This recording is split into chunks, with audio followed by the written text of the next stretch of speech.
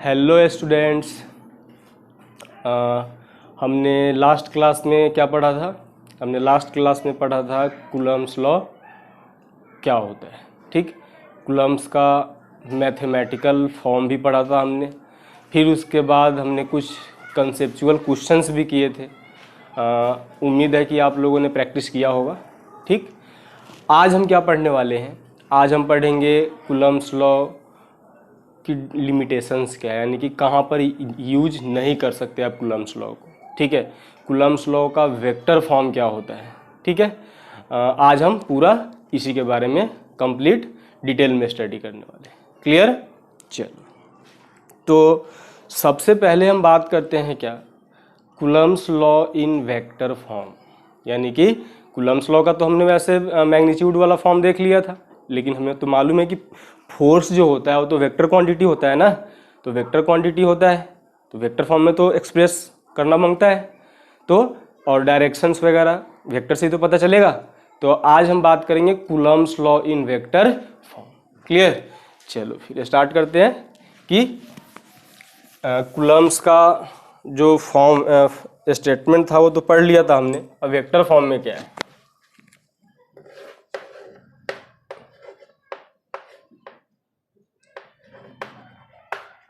Coulomb's law in vector form. Clear? बहुत ही आसान topic है, लेकिन जो बोर्ड वाले बोर्ड वाले स्टूडेंट के लिए काफ़ी इम्पोर्टेंट है। ठीक है, अब है क्या वेक्टर फॉर्म में कूलम्स लॉ, जरा देख लेते हैं क्या है। ये आपका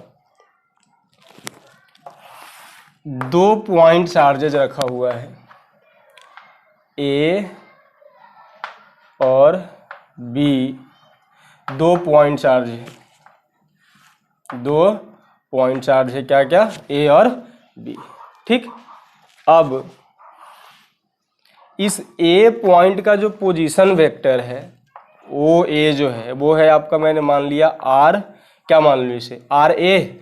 चलो R1 मान लेते हैं। ठीक, या आर ए मान लो, आप आर ए ही मान लेते हैं। ये मान लिया आर ए, और बी पॉइंट का जो पोजीशन वेक्टर है ओ बी, इसको मैंने मान लिया आर बी। आप R1 और R2 भी मान सकते हो। ठीक है, हो सकता है कि कोई बुक आप मतलब यूज करो तो उसमें R1 R2 दिया हो, है ना। हमने आर ए और आर बी मान लिया। ठीक, अच्छा अभी हमें क्या निकालना है? अभी हम बात करते हैं कि यहाँ पे Q1 चार्ज रखा हुआ है ए पे, और बी पे क्या चार्ज रखा हुआ है, Q2 चार्ज रखा हुआ है। क्लियर? अब तो पहले मैं क्या निकालता हूँ, force on B due to A. Force on B due to A, यानी बी के ऊपर जो है ए कितना फोर्स लगा रहा है। अगर मान लो अगर ये लाइक चार्ज हुआ तो रिपल्सन होगा, तो ये है आपका force on B due to A. और इसको मैंने माना क्या, एज्यूम क्या करा, एफ बी ए। इसका मतलब है force on B due to A, यानी कि बी वाले पॉइंट पे जो चार्ज रखा हुआ है उसका फोर्स, उस पे फोर्स ए वाले पॉइंट का चार्ज कितना है। यानी ए वाले पॉइंट पे जो चार्ज है Q1, वो बी वाले पॉइंट यानी Q2 के ऊपर कितना फोर्स लगा रहा है। तो ये हमने इसको क्या रिप्रेजेंट किससे एज्यूम कर लिया है, force on B due to A, F B A. Clear? अब जरा देखना, जरा ये by using triangle law of vector addition. तो जरा बताओ, तो पढ़ा हुआ आपने triangle law, O A plus A B equal to O B. 11th class vector chapter पढ़ा होगा आपने। तो यहां से हम क्या लिखेंगे, O A plus A B equal to O B. तो ये लिखा मैंने क्या, O A plus A B equal to O B, और ए बी वेक्टर क्या निकल के आ जाएगा, जरा बता दो क्या निकल के आ जाएगा। ए बी आ जाएगा आपका ओ बी माइनस ओ ए। क्लियर। अच्छा अब इसको ना थोड़ा बाद में भी लिखते हैं, 1 मिनट। अब जरा देखो आप, तो यहाँ से ए बी यही तो है ये वाला, और इनके बीच का डिस्टेंस तो हम आर मानते हैं ना, क्या मानते हैं, आर मानते हैं। तो ये आपका कौन सा क्या है, ये आर वेक्टर है। तो बताओ लिखो, क्या लिखोगे जरा बोलना, क्या लिखोगे आप। R vector equal to O B क्या है बताओ जरा, आर ए वेक्टर है कि नहीं है, sorry O B R B है, और ओ ए क्या है, ओ ए जो है क्या है, देखो आर ए वेक्टर है। तो ये लिखा आपने क्या, आर बी माइनस आर ए। इसको ना आर ए बी मान लेते हैं, आर ए बी वेक्टर है ये, और ये सिंपल आर से रिप्रेजेंट कर लेते हैं। अच्छा, हमें तो आर क्या होता है, ये आर का मैग्नीट्यूड है, या ऐसे बोल लो आप आर ए बी का मैग्नीट्यूड है, या ऐसे बोल लो कि आप आर बी माइनस आर ए का मैग्नीट्यूड है। क्लियर, कोई दिक्कत नहीं। चलो अब देखो, अब हमने क्या माना था, एफ बी ए मतलब force on B due to A, यानी कि बी के ऊपर ए का फोर्स कितना है। ठीक है। अब जरा देखो, अब आपने 11th क्लास में यूनिट वेक्टर भी पढ़ा होगा। ठीक है। अब किसी भी वेक्टर को रिप्रेजेंट करने के लिए 2 चीजें चाहिए होती है, क्या क्या, उसका मैग्नीट्यूड और डायरेक्शन। और डायरेक्शन कौन बताता है, डायरेक्शन बताने का काम होता है यूनिट वेक्टर का। तो मैं इसी को ऐसे लिख दूं, देखना जरा, एफ ए बी का मैग्नीट्यूड, कोई भी वेक्टर क्या होता है, magnitude into unit vector, A B का मैग्नीट्यूड, और इस ए बी के डायरेक्शन का यूनिट वेक्टर। ये फोर्स ए बी है ना, ये वाला फोर्स, तो इसी के डायरेक्शन का यूनिट वेक्टर। तो इसी के डायरेक्शन में तो ये आर वेक्टर है भाई, देखो ना, ये है आपका, और ये आपका फोर्स का डायरेक्शन है। क्लियर। तो इसका यूनिट वेक्टर इंटू आर का यूनिट वेक्टर, और आर मतलब बोले तो हमने आर ए बी मान रखा है, तो आप आर भी ले रखा है और आर ए बी भी बोला हुआ है, आप दोनों में से कोई भी यूज कर सकते हो, आर ए बी। अब हमने तो कल पढ़ा था कूलम्ब्स लॉ, क्या पढ़ा था, फोर्स का मैग्नीट्यूड तो निकाल लिया था ना कूलम्ब्स लॉ का यूज करके। क्या लिखा था जरा बताना, के Q1 Q2 upon R square पढ़ा था। के की वैल्यू मैं पुट नहीं कर रहा, आप लास्ट में पुट कर लेंगे 1/4πε0 ER। क्लियर। इनटू, अब यूनिट वेक्टर बराबर क्या होता है, किसी भी वेक्टर को उसी के मैग्नीट्यूड से डिवाइड कर दो तो उसका यूनिट वेक्टर निकल जाता है। तो ये R vector, R A B जो वेक्टर था, इसी के मैंने मैग्नीट्यूड से क्या कर दिया, डिवाइड कर दिया। अब देखो, इसका आर ए बी का मैग्नीट्यूड तो आर है ना, तो इंटू क्या लिख दिया, आर। अब बताओ जरा क्या बन जाएगा, बोलो तो जरा, के Q1 Q2 upon R Q into R A B vector. R A B vector क्या है भाई, R B minus R A है कि नहीं है, बोलो है कि नहीं है, R B minus R A. तो ये लिखा मैंने क्या, R B minus R A. तो ये हमने क्या निकाल लिया, force on B due to A, ये हमने निकाल लिया force on B due to A. Clear. अब वैसे ही जैसे मैंने बी पे अप्लाई करा है, वैसे भी ये भी तो बोल सकते हो आप कि force on A due to B, नहीं बोल सकते, force on A due to B बोल सकते हैं ना। तो जब आप इसी को मैं सिमिलरली करके, पहले इसे कॉपी कर लो आप, फिर इसको मिटाता हूँ, करो जल्दी करो, कॉपी हो गया। चलो आगे इसको मैं मिटा दे रहा हूँ, इसको ना इक्वेशन फर्स्ट मान लेते हैं। इससे ना कुछ एक चीज है जो प्रूफ होके आ जाएगा, प्रूफ हो जाएगा मतलब, और वो है क्या, बस 1 मिनट के बाद पता चल जाएगा। देखो ये लिखा मैंने similarly,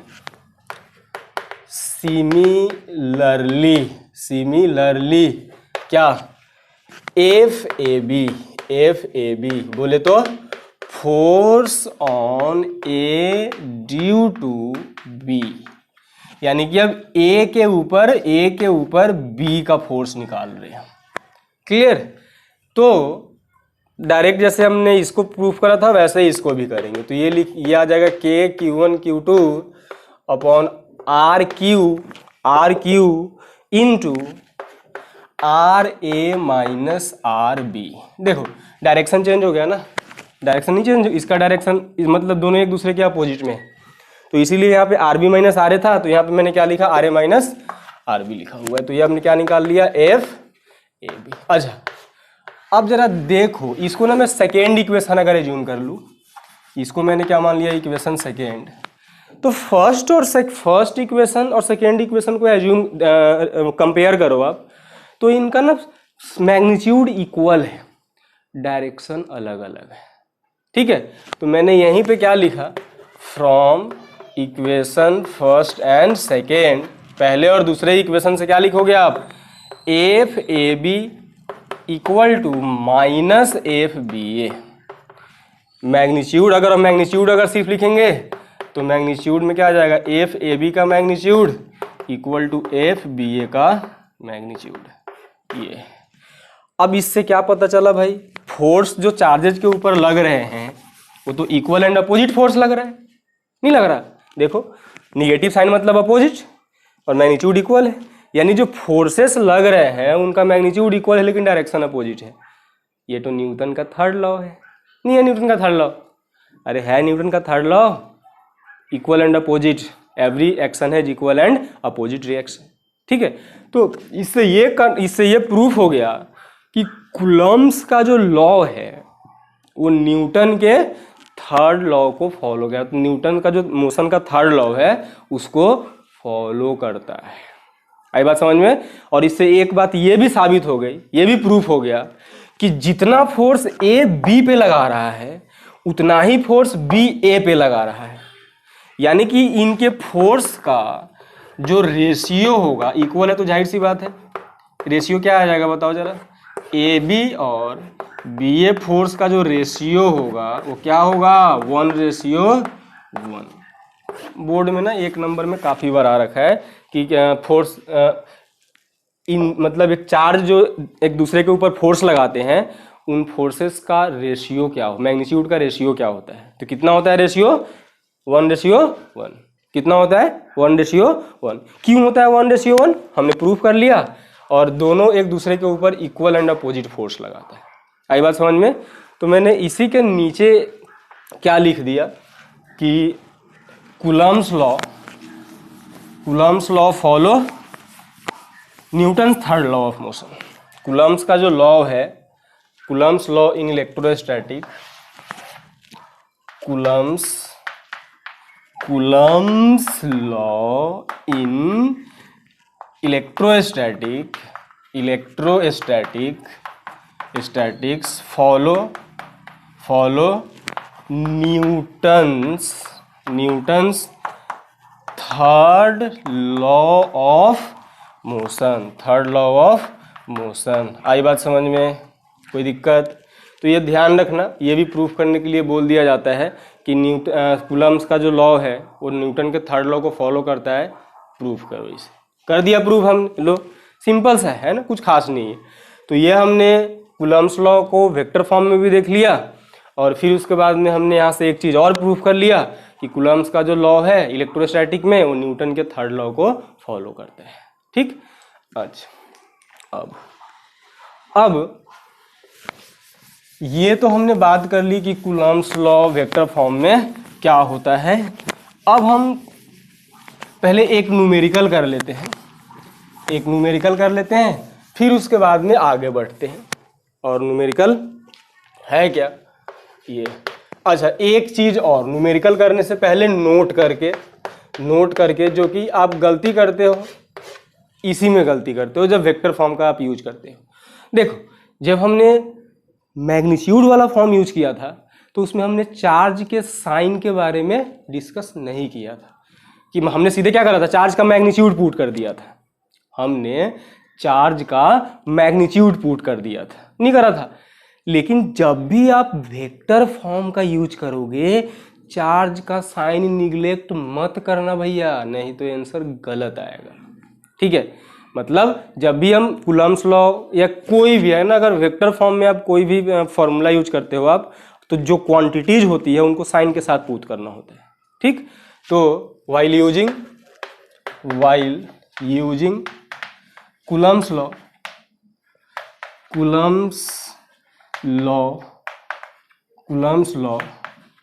in vector form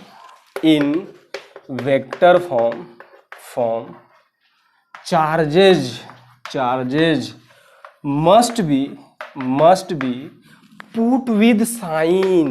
be put with sign, नजरअंदाज मत करना इसे। जब भी आप वेक्टर फॉर्म का यूज करोगे चार्ज को साइन के साथ ही पुट करना है। आई बात समझ में? चलो, हमने कल लास्ट में भी कुछ टॉपिक पढ़ा था, उस पर भी हमने शायद से न्यूमेरिकल नहीं किया था, तो कूलम्स लॉ वेक्टर फॉर्म वाले पे और इस पे हम कुछ न्यूमेरिकल्स करते हैं 2-4, फिर हम आगे बात करेंगे। ठीक है, नोट कर लिया?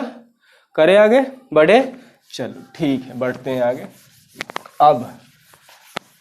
अब हम एक छोटा सा न्यूमेरिकल करेंगे, बहुत ही छोटा सा, बहुत ही आसान न्यूमेरिकल है क्या न्यूमेरिकल देखना जरा। 2 point charges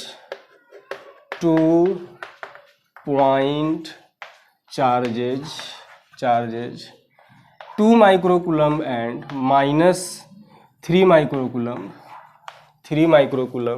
are placed at the points A 1, 2, 3 and B 2, -1, 4 respectively.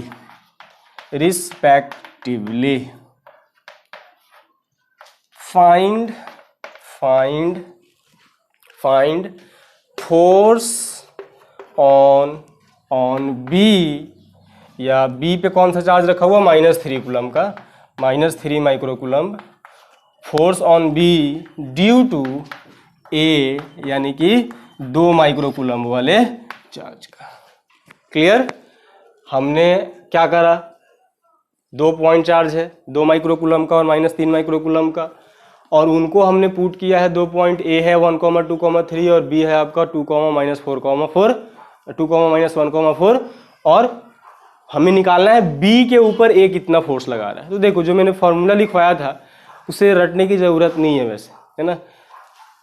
देखो चलो, हम ना बिना फॉर्मूला यूज करे ही कर लेते हैं। बताओ जरा, ये है 2 पॉइंट। अब देखो, ये कोऑर्डिनेट्स है ना, मैं जस्ट समझाने के लिए सिर्फ एक ही कोऑर्डिनेट के अंदर बना रहा, क्योंकि ये किसी और कोऑर्डिनेट का पॉइंट है, ये किसी और कोऑर्डिनेट का पॉइंट है। ठीक है, तो जस्ट समझने के लिए मैंने एक ही कोऑर्डिनेट में दोनों को बना दिया है। इस पे रखा हुआ 2 माइक, इसका पॉइंट क्या गिवन है? ए का बताओ तो जरा 1, 2, 3, और बी का क्या है पॉइंट? 2, -1, 4। ठीक है, बाकी ये हमें निकालना है कि ए बी पे कितना फोर्स लगा रहा, यानी कि हमें ये निकालना है। ठीक, चलो करो फिर, थोड़ा करो, ट्राई करो फास्ट, ट्राई करो थोड़ा जल्दी, फटाफट करो। हो गया? कर लिया ट्राई? तो कर लिया। ये 2 माइक्रोकूलम था और ये आपका -3 माइक्रोकूलम। करो फास्ट, करो जल्दी। चलो अब हम आगे करते हैं ना, मैं क्वेश्चन को रब कर देता हूँ। अब लो करो सॉल्व। मैं मान लो मुझे कोई फॉर्मूला याद नहीं है, तो मैं बिना फॉर्मूले के का यूज किए सॉल्व कर रहा है इसको। अब है क्या जरा बताओ? OA कितना गिवन है बताओ तो जरा, सॉल्यूशन की बात करते हैं जरा। क्या है? OA वेक्टर कितना गिवन है, जिसको हमने RA बोला था, नहीं बोला था RA, OA को ही तो बोला था हमने RA वेक्टर। ये OA क्या है? RA वेक्टर है, और ये क्या है आपका? RB वेक्टर है, नहीं है? तो OA क्या है बताओ तो जरा, पोजीशन वेक्टर गिवन है, बोलो। I cap plus 2J cap plus 3K cap, है कि नहीं है? I cap 2J cap 3K cap. और OB वेक्टर क्या है जरा बताओ तो? जो OB वेक्टर है हमने इसे क्या माना हुआ? RB माना हुआ, नहीं माना हुआ? क्या है OB वेक्टर? 2I कैप जे कैप और प्लस 4k कैप, दिख रहा ना पॉइंट, 2i कैप माइनस जे कैप प्लस 4k कैप। तो ये पॉइंट्स निकाल लिया। अच्छा अब जरा बताओ हमें क्या निकालना है कि बी के ऊपर जो है कितना फोर्स लग रहा, कौन लगाने वाला है, ए। ठीक है चलो फिर बताओ तो जरा, बोलो बताओ ना, लिखूं? पहले मैं ना ये ए बी वेक्टर निकाल लेते हैं। ए बी वेक्टर निकालो तो जरा, क्या आ जाएगा, ओ बी माइनस ओ ए, और ये भी कोई तो हम बोलते हैं आर वेक्टर या आर ए बी, जो भी बोलो आप, है ना। ये तो ये O B A B vector equal to O B minus O A. लो फटाफट कैलकुलेशन है बस, ओ बी में से ओ ए माइनस कर लो, 2 - 1 आई कैप, ये आ जाएगा -3j कैप, और ये आ जाएगा के कैप। ये हमने क्या निकाल लिया, आर वेक्टर निकाल लिया। अच्छा आर का मैग्नीट्यूड निकाल लो फटाक से, जल्दी से फटाक से, √1 का स्क्वायर -3 का स्क्वायर 1 का स्क्वायर। सब 11th क्लास में पढ़ा हुआ आपने, है ना। तो मैं ये सोच के चल रहा हूँ कि ये आपको आता है। ठीक है 1, तो ये आ जाएगा कितना, √11। ठीक, अब हमने जो हमें चाहिए था सब निकाल लिया हमने। अब बोलो हमें निकालना क्या है, एफ बी ए निकालना है। क्या मतलब, force on B due to A यही तो निकालना है। यानी बी के ऊपर जो है ए कितना फोर्स लगा रहा है। तो फिर से वही है, फोर्स का क्या होता है, मैग्नीट्यूड इनटू क्या, यूनिट वेक्टर। मैग्नीट्यूड क्या होता है बताओ, 9 × 10 की पावर। अच्छा मैं ये एज्यूम करके चल रहा, चार्जेस एयर में रखा हुआ है ना, क्वेश्चन में मेंशन नहीं था, तो मैंने क्या एज्यूम कर लिया, चार्जेस कहाँ रखा हुआ है, एयर में रखा हुआ है। तो 9 × 10 की पावर 9, Q1 कितना है जरा बताओ तो फटाक से, 2 माइक्रोकूलम है, तो 2 × 10 की पावर -6 इंटू Q2 कितना है -3, तो -3 × 10 की power -6 Q1 Q2 upon R square. बोलो आर स्क्वायर बताओ। अब आर कितना है बताओ ना, ये आर का मैग्नीट्यूड तो है, यही तो है आर आपका, तो आर स्क्वायर, तो रूट कितना आ जाएगा बताओ, आर स्क्वायर यानी √11 का स्क्वायर कितना आ जाएगा, 11।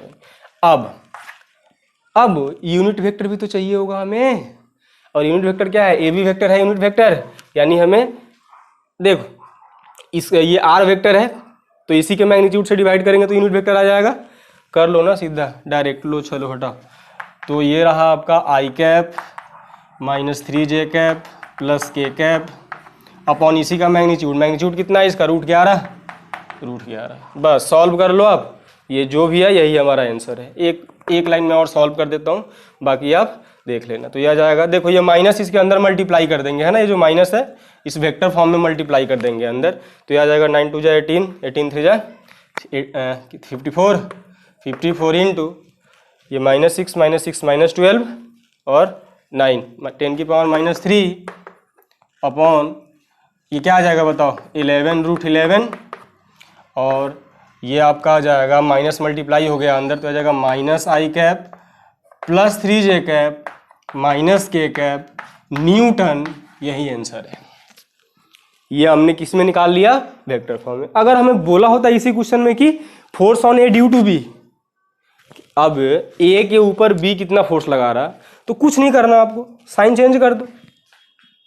इक्वल एंड अपोजिट होता है ना, तो मैग्नीट्यूड तो यहीं आना है, बस इसी का साइन चेंज कर दो, डायरेक्शन चेंज कर दो, हो जाएगा। तो इस ए लिख लेते हैं इसे भी, ए बी क्या है, ये A B force on A due to B. बस मैं डायरेक्ट लिख लेता हूँ इसका, 54 × 10 की पावर -3 अपॉन 11 √11। अब बोलो ये रूट है ना, इंटू, अब डायरेक्शन चेंज करा ना हमने, साइन चेंज हो जाएगा इसका, तो फिर क्या आ जाएगा बताओ, आई कैप -3j कैप प्लस के कैप, यही न्यूटन आंसर आ गया। आप एक बार कैलकुलेशन चेक कर लेना, क्या पता हो सकता है कैलकुलेशन मिस्टेक हो गया हो, वैसे लग रहा हुआ नहीं है वैसे, बाकी आप चेक कर लेना। मतलब मेन है, करने का तरीका समझ में आ गया, करना कैसे है क्लियर, फॉर्मूला आपको याद नहीं है कोई दिक्कत नहीं है, बस ये आपको ये निकाल लेना होता है, ये निकाल लिया फिर क्वेश्चन में कुछ बचा ही नहीं, फिर बस सिर्फ अप्लाई कर देना है। ठीक है चलो कॉपी करो इसे, बाकी अब आप इसके ऊपर क्वेश्चन घर पे खुद से प्रैक्टिस करना है। अब हम आगे अगला क्वेश्चन की बात कर लेते हैं, और क्वेश्चन है क्या, देखते हैं क्या है क्वेश्चन। आसान क्वेश्चन है वो भी, लो देखो जरा, क्वेश्चन क्या है अगला वाला? तो क्वेश्चन है ये 2 point charges 9 माइक्रोकूलम 9 है 9 microcoulomb and 4 microcoulomb are placed in air separated 120 centimeter apart 120 centimeter apart. Where should a third charge must be placed? Where should a third charge be placed?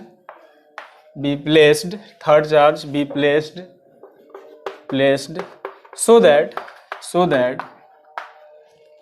it do not experience force.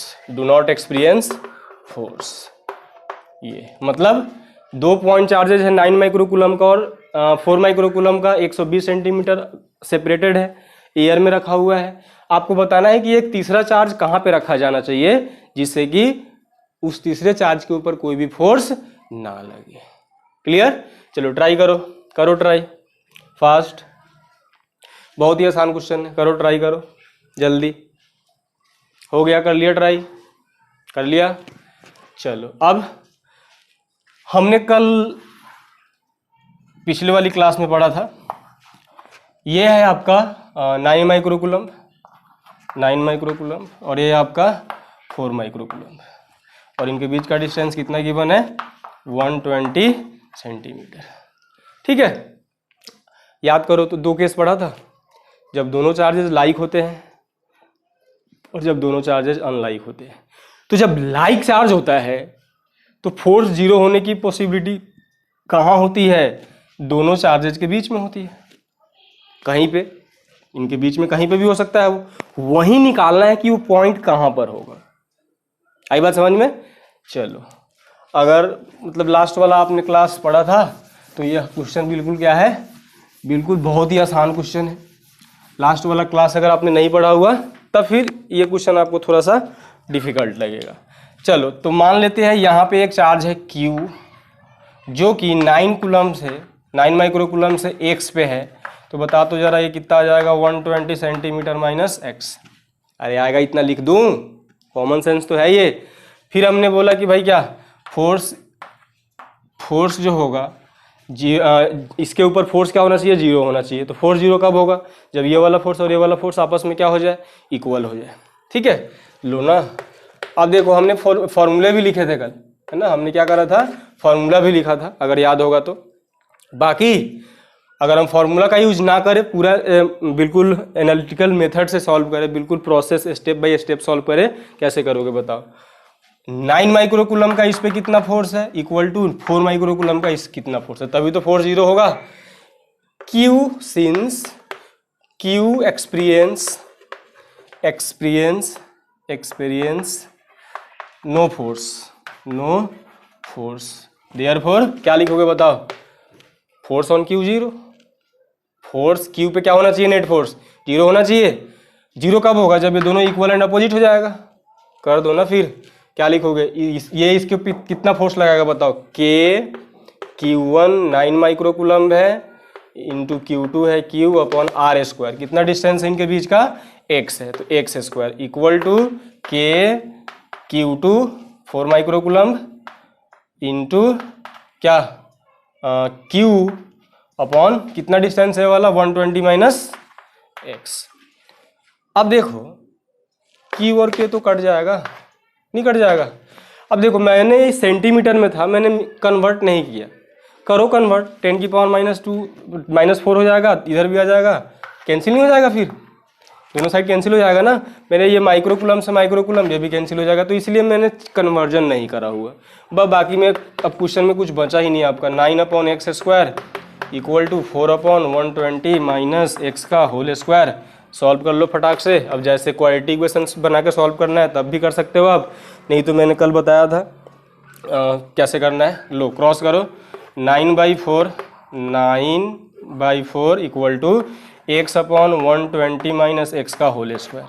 ठीक, मैंने root लग जाएगा तो x upon 120 minus X equal to क्या आ जाएगा 3/2। Cross कर लो फटाक से, प्लस माइनस का भी साइन होगा है ना, तो मैंने बताया था। अब सॉल्व करो, फिर बताओ क्या लिखोगे आप। 2x इक्वल टू कितना आ जाएगा 240, सॉरी 3 से ये 2x हो गया, 3 से मल्टीप्लाई होगा ना 360, 360 माइनस 3x ये आ जाएगा। 3x इधर आके ऐड हो जाएगा 5x हो जाएगा ये, इक्वल टू 360, 5 से काट लो इसे, 5 7 जा और 5 2 जा, सही है ना, 5 से 35, ठीक है सही है। तो x कितना आ गया 72 सेंटीमीटर, यानी कि 9 माइक्रोकूलम से 72 सेंटीमीटर पे अगर आप कोई चार्ज रखोगे, ये चार्ज का साइन कुछ भी हो सकता है, हमने पिछली क्लास में डिस्कस किया था, तो इसके ऊपर हमेशा नेट फोर्स क्या होगा 0 होगा, यानी इसके ऊपर कोई फोर्स नहीं लगेगा। कहाँ से 9 माइक्रोकूलम से 72 सेंटीमीटर पे रखने पे। क्लियर, चलो हमने 2 न्यूमेरिकल करा, बाकी इनके ऊपर आप न्यूमेरिकल्स और खुद से प्रैक्टिस करना आप। अब हम आगे जरा बढ़ते हैं, ठीक है। अब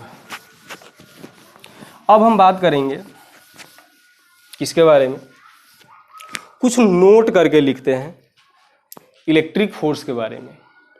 इलेक्ट्रिक फोर्स से रिलेटेड कुछ पॉइंट्स है जो कि काफ़ी इंपॉर्टेंट है ना।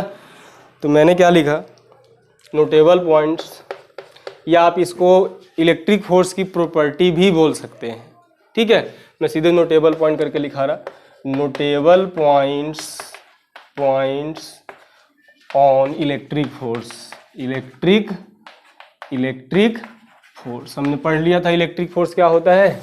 अब हम इस इलेक्ट्रिक फोर्स के ऊपर कुछ पॉइंट डिस्कस करना चाहते हैं, ठीक है। या आप ऐसे भी लिख सकते हो आप, प्रॉपर्टीज ऑफ इलेक्ट्रिक फोर्स, ठीक है। चलो पहला पॉइंट, सबसे फर्स्ट पॉइंट, और सबसे फर्स्ट पॉइंट है क्या, इलेक्ट्रिक फोर्स मीडियम डिपेंडेंट होता है। इलेक्ट्रिक फोर्स मीडियम पे डिपेंड करता है, और क्यों करता है, पिछली क्लास में पढ़ा था, डाइलेक्ट्रिक कांस्टेंट आया था फॉर्मूले में कि नहीं आया था। दो चार्ज के बीच एयर में फोर्स कुछ और होगा, उसी चार्ज को एज अटैच उठा के अगर मैं किसी दूसरे मीडियम में डाल दूं तो वहां पे फोर्स कुछ और हो जाएगा। क्लियर। तो सबसे पहला पॉइंट क्या है, electric force is medium dependent. ये इलेक्ट्रिक फोर्स किस पे डिपेंड करता है, मीडियम पे डिपेंड करता है। क्यों करता है डिपेंड, तो हमने पढ़ा था 1/4 pi epsilon not ER Q1 Q2 upon R², और इसकी वैल्यू जो होती है अलग अलग मीडियम में अलग अलग होती है, different for different medium. Clear, पहला पॉइंट क्लियर है, कोई दिक्कत नहीं होनी भी चाहिए, ठीक। क्या कि इलेक्ट्रिक फोर्स क्या होता है, मीडियम डिपेंडेंट होता है। इलेक्ट्रिक फोर्स मीडियम पे डिपेंड करता है, और क्यों करता है, डाइलेक्ट्रिक कांस्टेंट के इन्वॉल्वमेंट की वजह से। क्लियर। दूसरा पॉइंट, ये बहुत ही लॉन्ग रेंज फोर्स होता है। मैंने अभी बोला ना, notable points on electric force, या फिर ऐसे भी बोल लो आपकी प्रॉपर्टीज ऑफ इलेक्ट्रिक फोर्स, दोनों में से कुछ भी बोल सकते हो आप। तो it is very long range force, it is very long range force, ये लॉन्ग रेंज फोर्स। अब देखो लॉन्ग रेंज फोर्स है, अब हाँ ये बोल सकते हो आपकी ज़्यादा ही अगर लॉन्ग डिस्टेंस है तो फोर्स, ऐसा नहीं कि फोर्स नहीं लगेगा, फोर्स लगेगा। हो सकता है कि बहुत कम लगे जिसकी वजह से वो निगलेक्ट किया जा सके, बट लगेगा जरूर, ठीक है। तो इलेक्ट्रिक फोर्स कैसा फोर्स होता है, मीडियम डिपेंडेंट होता है, और इलेक्ट्रिक फोर्स क्या होता है, काफ़ी लॉन्ग रेंज फोर्स होता है, ठीक है। तीसरा पॉइंट क्या है, थर्ड पॉइंट क्या है, और थर्ड पॉइंट इंपॉर्टेंट भी है काफ़ी। चलो मैं इसको एक छोटा सा एग्जाम्पल से समझाता हूँ, पहले इसे कॉपी कर लो इसे आप, बाकी हम थर्ड पॉइंट के बारे में थोड़ा एक एक्टिविटी करके समझते हैं। और वो है क्या देखना, सिंपल सा। देखो मान लो यहाँ पे एक चार्ज है Q1 और एक चार्ज है Q2, मान लिया मैंने, एज्यूम कर लिया खुद से, और मैंने ये बोला कि ये इसके ऊपर जो है 5 न्यूटन का फोर्स लगा रहा, तो जाहिर सी बात है ये इसके ऊपर भी कितने का लगाएगा, 5 का लगाएगा, अपोजिट डायरेक्शन में। अभी तो पढ़ा हमने, न्यूटन का थर्ड लॉ फॉलो करता है ना, इक्वल एंड अपोजिट वाला हिसाब। तो अभी मैंने खुद से एज्यूम कर लिया कि Q1 ने Q2 पे कितना फोर्स लगाया, 5 न्यूटन का फोर्स लगाया, फिर अंडरस्टूड है कि Q2 भी Q1 पे 5 का ही फोर्स लगाएगा, ठीक है। अब मैंने क्या करा, यहाँ पे एक तीसरा चार्ज पुट कर दिया Q3, एक तीसरा चार्ज है, तो इसके ऊपर अब Q1 कितना फोर्स लगाएगा, तो अभी भी 5 न्यूटन ही लगाएगा। सिर्फ Q1 की बात हो रही है, रिजल्ट नेट फोर्स की बात नहीं हो रही है। मतलब चलो अभी इसे हटा दो आप, और मैंने आपसे क्या बोला कि Q1 Q2 पे कितना फोर्स लगा रहा, 5 न्यूटन लगा रहा। अब मैंने इनके पड़ोस में नज़दीक में एक चार्ज रख दिया Q3, तो अब Q1 Q2 पे कितना फोर्स लगाएगा, Q1 Q2 पे कितना फोर्स लगाएगा, तो आंसर है अभी भी 5 ही लगाएगा। देखो ना कहाँ ना चार्ज चेंज हुआ, फोर्स पहले कितना फोर्स था बताओ, K Q1 Q2 upon R square होता है नहीं होता, और इस चार्ज को रखने के बाद भी डिस्टेंस अभी भी वही है, चार्जेस भी अभी भी वही हैं, तो कहाँ से फोर्स चेंज हो जाएगा। तो काम की बात और काफ़ी इंपॉर्टेंट पॉइंट ये है कि दो चार्जेस के बीच का इलेक्ट्रिक फोर्स जो होता है वो तीसरे चार्ज के प्रेजेंस पे डिपेंड नहीं करता है, बिल्कुल नहीं करता है।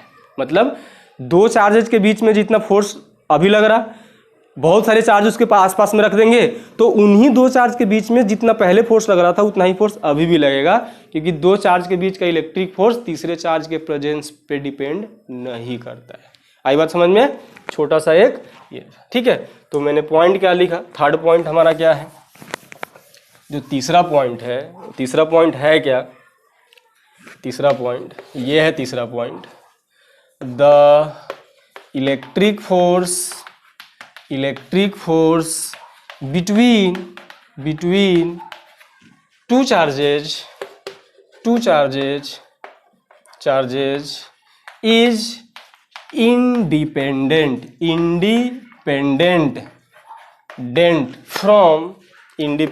from the presence of third charge. आई बात समझ में, क्लियर। दो चार्ज के बीच का फोर्स तीसरे चार्ज के ऊपर डिपेंड नहीं करता है, बिल्कुल करता ही नहीं, याद हो गया। चलो फोर्थ पॉइंट की बात करते हैं। चौथा पॉइंट क्या है, चौथा पॉइंट डायरेक्शन से रिलेटेड है, और वो क्या है डायरेक्शन से रिलेटेड, तो ये दो चार्ज है Q1 और Q2, लाइक भी हो सकता है अनलाइक भी हो सकता है। तो दो चार्जेस के बीच में जो फोर्स लगता है उस फोर्स का जो डायरेक्शन होता है हमेशा उन चार्जेस को ज्वाइन करने वाली लाइन के लॉन्ग ही होता है। ये इसका लाइन ज्वाइनिंग है Q1 और Q2 का। तो अगर मान लो अगर ये लाइक चार्ज हुआ तो ये जो इसका लाइन ज्वाइनिंग है, इसी लाइन ज्वाइनिंग के डायरेक्शन में इसका इसके ऊपर फोर्स का डायरेक्शन होगा, या इसका इसके फोर्स का डायरेक्शन होगा इसी लाइन के डायरेक्शन में। अगर अपोजिट चार्जेज यानी अनलाइक चार्जेज हुआ तो इसी के लाइन ज्वाइनिंग के डायरेक्शन में फोर्स लगेगा। कभी भी ऐसा नहीं होगा या कभी भी ऐसा नहीं होगा, क्योंकि ये इसका लाइन ज्वाइनिंग थोड़े है, लाइन ज्वाइनिंग ये।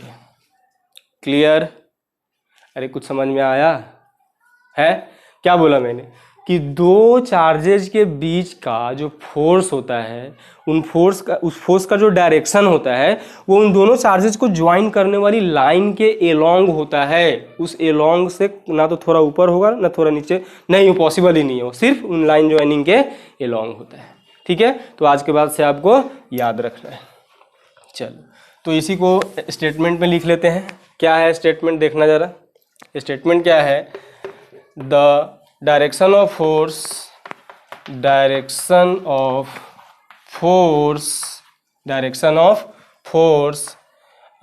acting between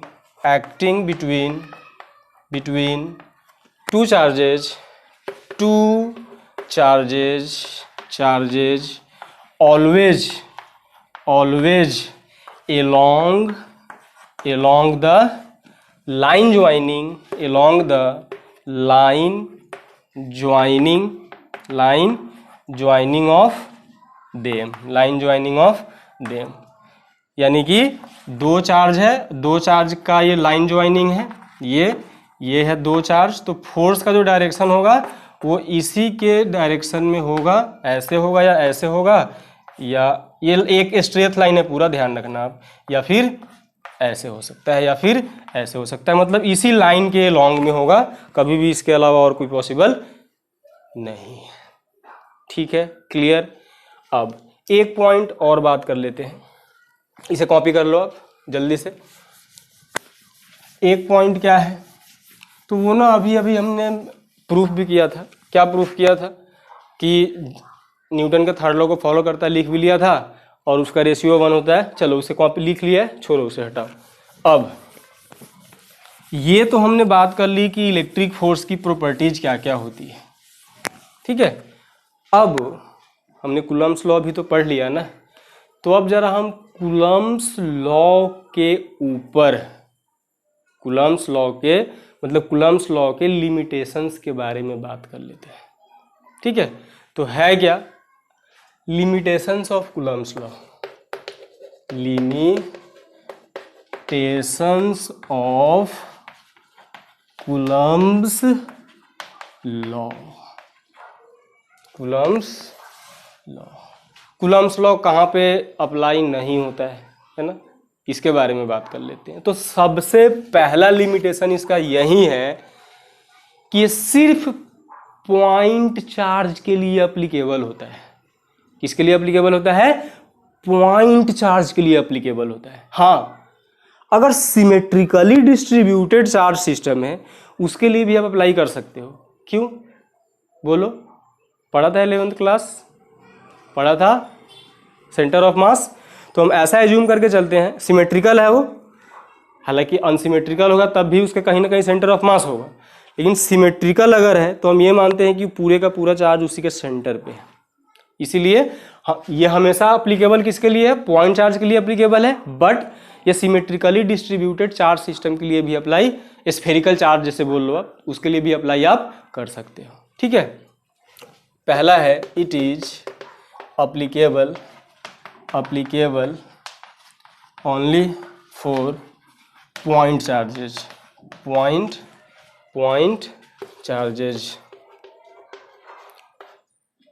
हो गया। It may applied for symmetrically distributed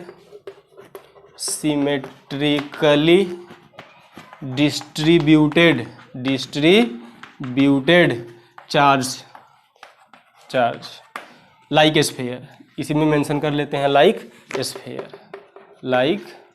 sphere ये। ठीक है, ये हमेशा पॉइंट चार्ज के लिए एप्लीकेबल होता है, या फिर सिमेट्रिकली डिस्ट्रीब्यूटेड चार्ज के लिए भी आप अप्लाई कर सकते हो, कोई दिक्कत नहीं। दूसरा, सेकेंड पॉइंट क्या है? सेकेंड पॉइंट है कि ये सिर्फ स्टेशनरी चार्ज के लिए अप्लाई होता है। स्टेशनरी चार्ज बोले तो रुके हुए चार्ज के लिए एप्लीकेबल होता है। It is applicable only for stationary charge.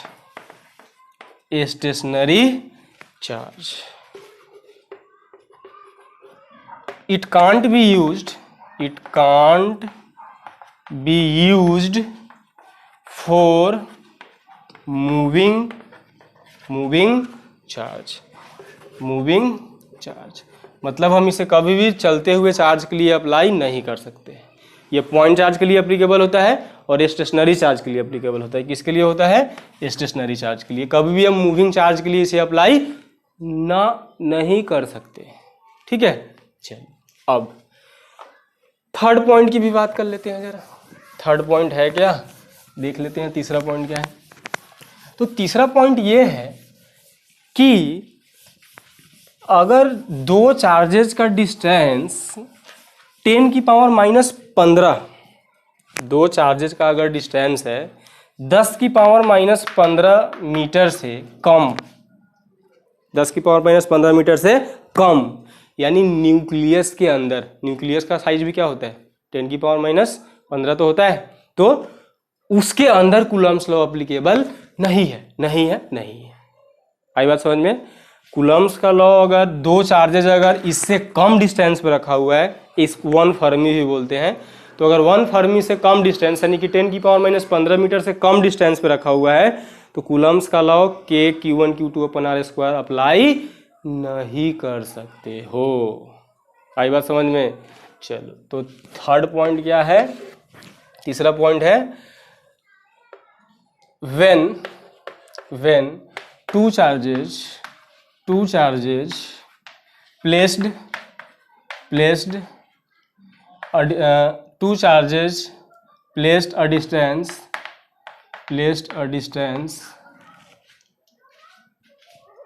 smaller than 10⁻⁻15 meter, then Coulomb's law can't be applied.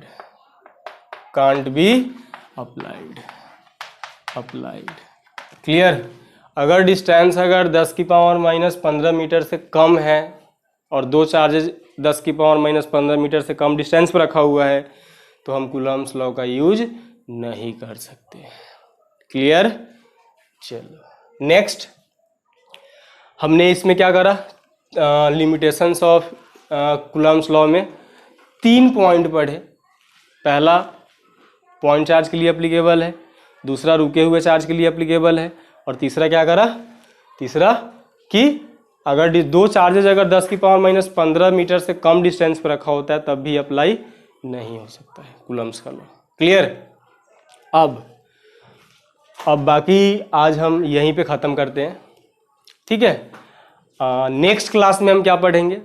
Next class में पढ़ेंगे हम principle of superposition of electric force, और उसके बहुत सारे न्यूमेरिकल्स। यानी वो कम्प्लीटली पूरे का पूरा क्या है, कम्प्लीटली वो न्यूमेरिकल वाला टॉपिक है, principle of superposition of electric force. फिर से principle of superposition of electric field की भी बात करेंगे जब हम इलेक्ट्रिक फील्ड पढ़ेंगे, ठीक है। तो आज यहीं पे ख़त्म करते हैं, बाकी मिलते हैं नेक्स्ट क्लास में। Thank you very much.